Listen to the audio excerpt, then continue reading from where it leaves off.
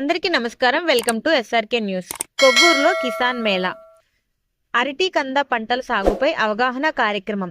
రైతులు తక్కువ ఖర్చుతో ఆరోగ్యకరమైన పంటలు పండించడానికి ప్రకృతి వ్యవసాయం వైపు దృష్టి పెట్టాలని కొవ్వూరు ఎమ్మెల్యే ముప్పిడి వెంకటేశ్వరరావు అన్నారు.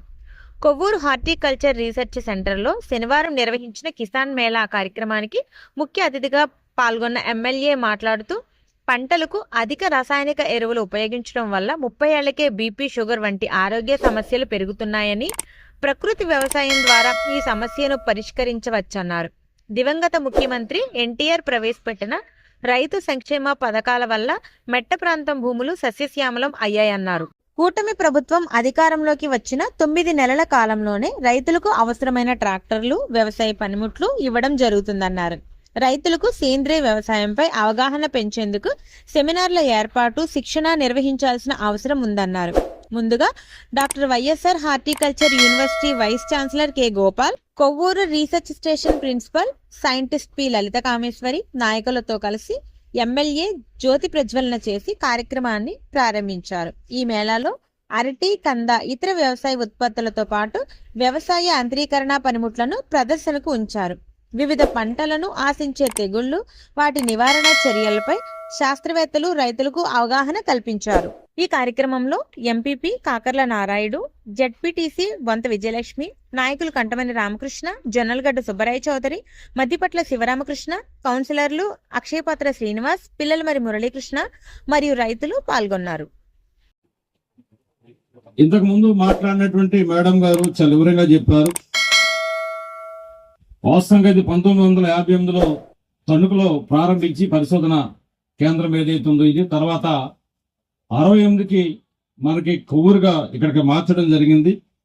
గత 6 శతాబ్దాలుగా కూడా ఇక్కడ రైతులకు సంబంధించినటువంటి హార్టికల్చర్ ఏదో ఉద్యాన పంటలకు సంబంధించి ఏవైతే ఉన్నాయో వాటిని అన్నింటి మీద కూడా రైతులందరూ కూడా ఎప్పటికప్పుడు వాటి మీద పరిశోధన జరుపుతూ మనకున్నటువంటి సాయిల్ ఇక్కడ ఏదైతే అనుకూలం ఉందో ఈ ప్రాంతానికి కానీ చుట్టుపక్కల ప్రాంతానికి కానీ రైతులు పండించే పంటలకి ఏ సాయిల్ తగ్గట్టు పంటలు ఎట్లా పండించుకుంటే గనక అధిక దిగుబడులు రావటం, రైతులకి ఇబ్బంది లేకుండా ఉండటం, ఆ యొక్క వేసేటువంటి క్రాప్ ఏదైతే ఉందో వాటికి తగ్గట్టుగా ఏ టైంలో ఏ ఎరువులు ఎట్లా వాడాలనేటువంటి దాని మీద కానీ, లేకపోతే వాతావరణ పరిస్థితులకు తగ్గట్టుగా వచ్చేటువంటి వ్యాధులు, డిసీజెస్ ఏదైతే ఉంటాయో వాటికి ఏ విధమైనటువంటి మందులు వాడాలనేటువంటి దాని మీద కానీ పరిశోధన జరుపుతూ ఎప్పటికప్పుడు ఈ ప్రాంతాన్ని అన్ని విధాలు కూడా ఇవాళ చూస్తూ ఉంటే మంది నల్లరేగడి నేల, బ్లాక్ సాయిల్ ఇదంతా కూడా. నేను కూడా ఎమ్మెల్యే అయిన కానీ అబ్జర్వ్ చేస్తా ఉన్నా.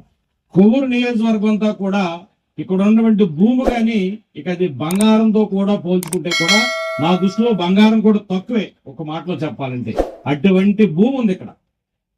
ఏ పంట వేసినా గానీ రైతులకి చాలా మంచిగా పండేటువంటిది ఉంది. ఇవాళ చూసుకుంటే ఆకుకూరలు గాని, కాయగూరలు గాని, అరటి గాని, లేకపోతే దుంపు గాని ఏవైతే ఉన్నాయో ఏ పంటలు వేసినా సరే అధిక దిగుబడి వచ్చేటటువంటి మంచి సాయిల్ ఉన్నటువంటి ప్రాంతం ఇది. పూర్తిగా రైతులందరూ కూడా 365 రోజులు ఇక్కడ చాలా ప్రాంతాల్లో రాయలసీమలో గాని, ఉత్తరాంధ్ర గాని, ఇతర ప్రాంతాల్లో చూసుకుంటే అక్కడ వాటర్ ఫెసిలిటీ సరిగా లేకో, సాయిల్ పరిస్థితుల వల్ల, అక్కడ వాతావరణ ఎఫెక్ట్ వల్ల సాధారణంగా ఏం జరుగుతుందంటే కొన్ని పంటలకే పరిమితమై ఉంటది.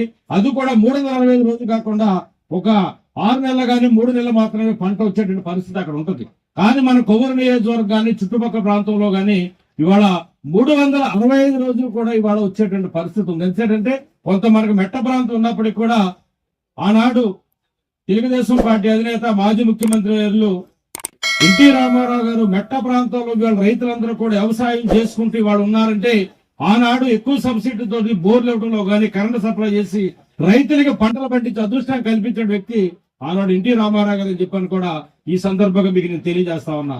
ఎన్టీ రామారావు గారు ఏదైతే దీనికి చేసిన పరిస్థితి ఉందో ఆ తర్వాత చంద్రబాబు నాయుడు గారు ముఖ్యమంత్రి అయిన తర్వాత కూడా ఎరువులు గాని, విత్తనాలు గాని, లేకపోతే పంటలు పండించుకోవడం రైతులకు కావాల్సినటువంటి పరికరాలు గాని ఇవాళ ఇక్కడ మనం పెట్టినటువంటి పరికరాలు చాలా అగ్రికల్చర్ సంబంధించి ఎక్కువ ఉంటే, హార్టికల్చర్ అయితే కనుక దొండపాదులు ప్రతి ప్రాంతంలో కూడా దొండపాదులు వేసుకుని పందిరి దానికి అవసరం కాబట్టి వేసిన రైతులందరూ కూడా ఎకరానికి ₹1,00,000 చెప్పని ఒక రైతులందరూ కూడా ఇవ్వటం కానీ, ఇతర పంటలు పండించుకోవడానికి డ్రిప్, ఇవాళ డ్రిప్ అనేది వ్యవసాయం సంబంధించిన కూలీలంతా కూడా మనకి ఎక్కడ చాలా తక్కువగా కనపడతా ఉన్నది.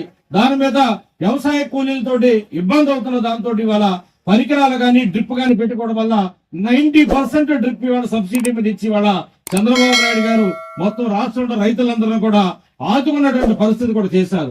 అదేవిధంగా రైతు రథాలు కూడా ఇవాళ ట్రాక్టర్లు కానీ ట్రాక్టర్లకు సంబంధించిన వ్యవసాయం సంబంధించినటువంటి పంప్ సెట్స్ కానీ కలవటర్లు కానీ ఏవైతే ఉన్నాయో అన్నిటినీ కూడా ఇవాళ ప్రస్తుతం ఈ గవర్నమెంట్ వచ్చి 7-8 నెలల కాలం అయినప్పటికీ కూడా ఇప్పటికే ఆల్రెడీ వ్యవసాయ అధికారులు హార్టికల్చర్ అధికారులు కూడా ఆల్రెడీ ఇచ్చారు.